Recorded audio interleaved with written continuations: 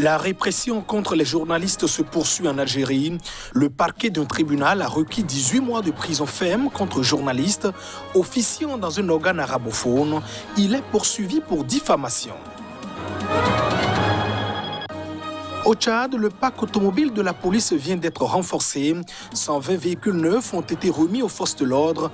Le but de cette dotation est clair, restaurer l'autorité de l'État.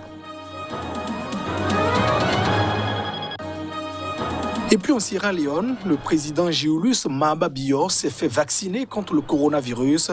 Le pays a démarré sa campagne contre cette maladie.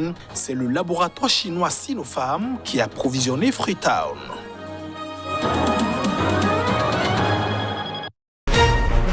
Annonceurs, entrepreneurs, promoteurs et chefs d'entreprise, choisissez dès à présent votre meilleur partenaire média, Idéal Production. Idéal Production est basé à Cotonou au Bénin. Idéal Production, le partenaire exclusif de Sika TV en Afrique. Et voilà pour le sommaire de ce journal. Bienvenue dans cette édition. En Algérie, les journalistes sont toujours dans le viseur du pouvoir. Le parquet d'un tribunal a requis 18 mois de prison ferme contre un journaliste poursuivi pour diffamation. Reporters sans frontières dénonce un réquisitoire disproportionné. Les détails.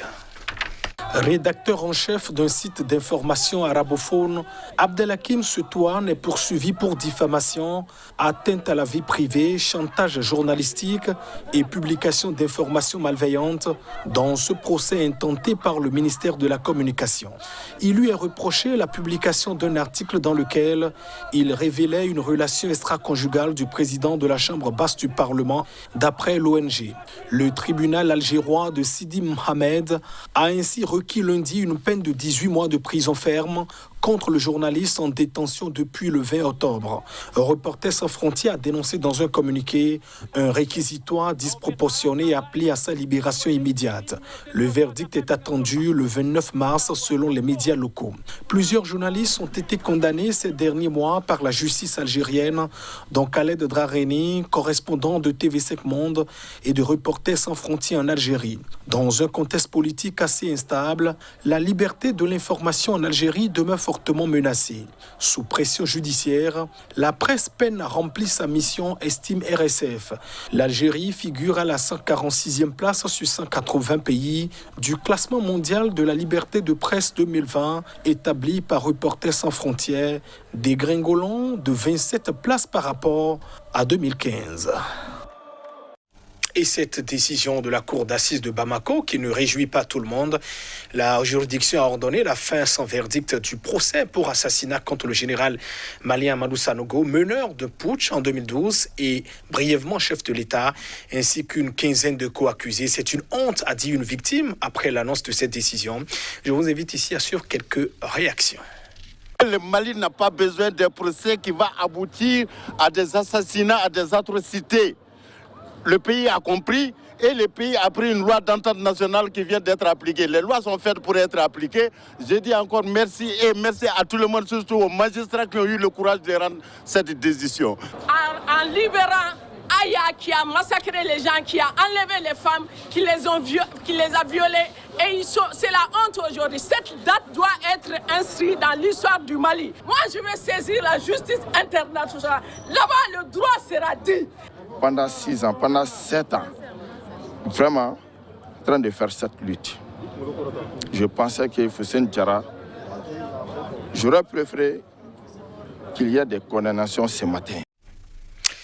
Au chapitre politique à présent, direction la Libye, où le Premier ministre du pays, Abdelhamid Dbeibah, qui doit donc digérer la transition jusqu'aux élections prévues en décembre prochain, a prêté serment ce lundi. Cela fait donc plus d'un mois déjà qu'il est désigné dans le cadre du processus politique parrainé par l'Organisation des Nations Unies pour sortir la Libye d'une décennie de chaos. Reportage. Cette prestation de serment, qui représente la concrétisation d'une percée politique sans précédent depuis 2014, devait initialement se tenir à Benghazi, berceau de la révolte ayant entraîné la chute du régime de Muammar Kadhafi en 2011, avant d'être délocalisé à Tobrouk pour des considérations logistiques. Des émissaires de l'Organisation des Nations Unies et de l'Union européenne, ainsi que les ambassadeurs de pays frères et amis comme les États-Unis, le Royaume-Uni, la France, la Turquie, la Tunisie, le Maroc et l'Algérie, ont assisté à la cérémonie aux côtés des membres du Parlement. C'est devant ce parterre que le nouveau Premier ministre par intérim s'est engagé.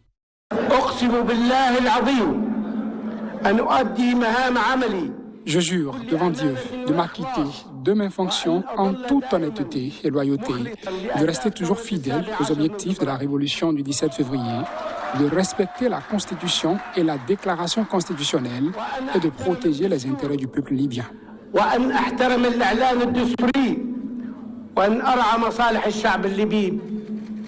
Après des années d'impasse dans un pays divisé en deux camps, l'un à l'est, l'autre à l'ouest, Abdelhamid Deiba, 61 ans, a été désigné Premier ministre par intérim le 5 février par 75 responsables libyens de tous bords réunis à Genève sous l'égide de l'ONU, en même temps qu'un conseil présidentiel de 3 membres. Son gouvernement d'unité nationale a obtenu mercredi un vote de confiance historique des députés. Il remplace aussi bien le gouvernement d'union nationale GNA de Fayez al-Sarraj, installé en 2016 dans l'Ouest et reconnu par l'ONU, que le cabinet parallèle d'Abdallah al-Teini, non reconnu par la communauté internationale, basé dans la Cyrénaïque, région contrôlée de facto par les forces du maréchal Khalifa Haftar.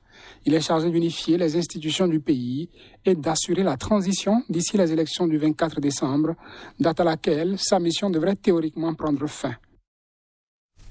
La police tchadienne a reçu 120 véhicules neufs pour, dit-on, restaurer l'autorité de l'État.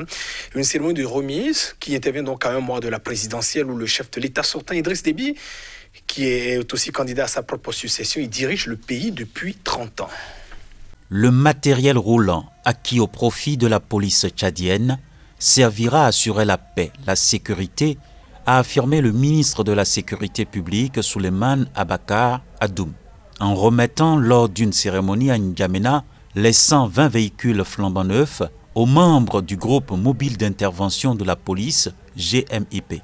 Samedi, lors de ce premier grand meeting de campagne pour la présidentielle du 11 avril, Idriss Déby, au pouvoir depuis décembre 1990, a martelé que la démocratie n'est pas le synonyme du désordre. Son pouvoir est accusé, en particulier ces derniers mois, de réprimer toute opposition en interdisant les rassemblements de partis ou de mouvements de la société civile qui réclament une alternance au pouvoir. La Cour suprême a invalidé les candidatures de plusieurs opposants, dont certains des plus farouches, tandis que d'autres se sont retirés du scrutin en accusant Idriss Déby d'user de la force pour museler l'opposition et de militariser la campagne électorale. Le 28 février, une tentative d'arrestation de l'opposant et candidat Yaya Dillo Djerou s'est soldée par la mort de 3 personnes, la mère de celui-ci et 2 soldats selon un bilan officiel. Yaya Dillo Djerou a pris la fuite et la Cour suprême a invalidé sa candidature quelques jours après. Amnesty International a qualifié les interdictions de manifester de restrictions non nécessaires et disproportionnées du droit à la liberté de réunion pacifique et a dénoncé des arrestations arbitraires de cadres et de militants de l'opposition. Le secrétaire général de l'ONU, Antonio Guterres, a déploré le recours à la force dans le cadre du processus électoral au Tchad.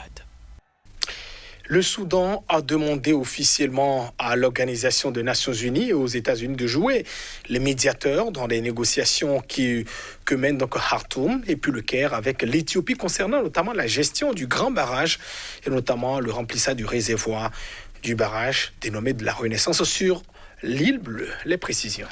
Le Premier ministre soudanais a adressé une lettre à l'ONU et une autre aux États-Unis pour leur demander d'intervenir et de jouer un rôle de médiateur pour régler les divergences concernant le barrage de la Renaissance, a déclaré Faisal Saleh, porte-parole du chef du gouvernement soudanais Abdallah Hamdok. Le Soudan avait proposé le mois dernier une médiation quadripartite incluant ses acteurs. Le Soudan, l'Égypte et l'Éthiopie négocient sans succès les modalités de gestion du remplissage du réservoir du grand barrage de la Renaissance lancé en Éthiopie en 2011 et destiné à devenir la plus grande installation hydroélectrique d'Afrique.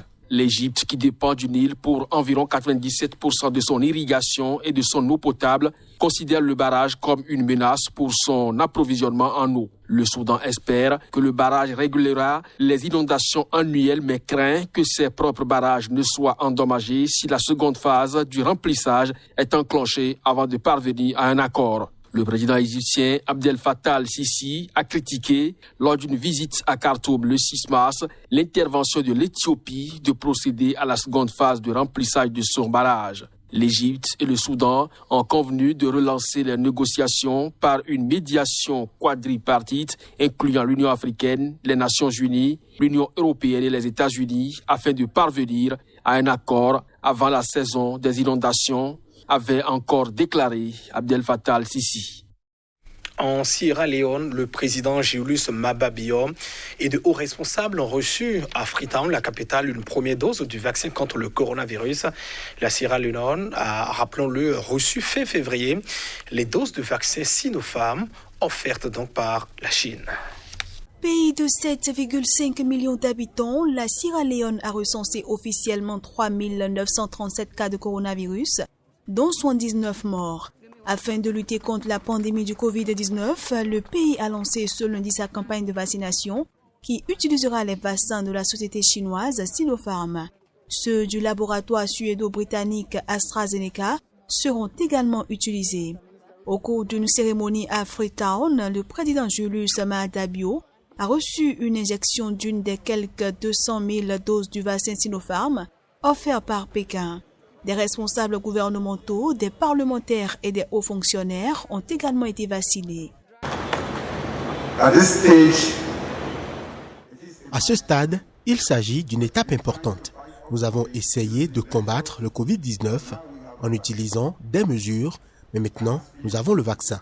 Grâce à la République populaire de Chine et au dispositif COVAX, nous disposons de 2 séries de vaccins qui sont tout à fait sûrs.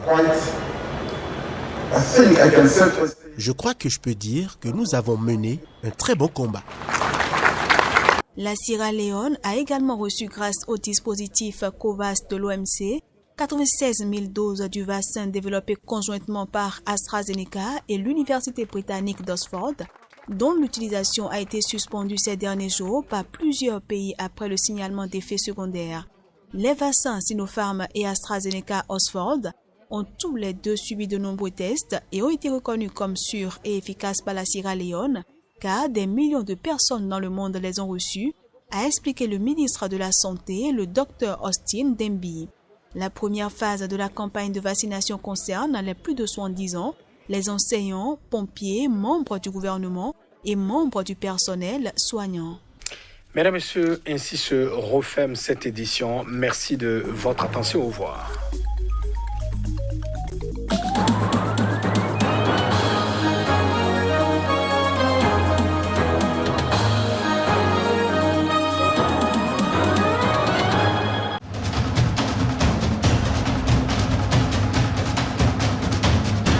Restez informés à chaque instant sur SICA.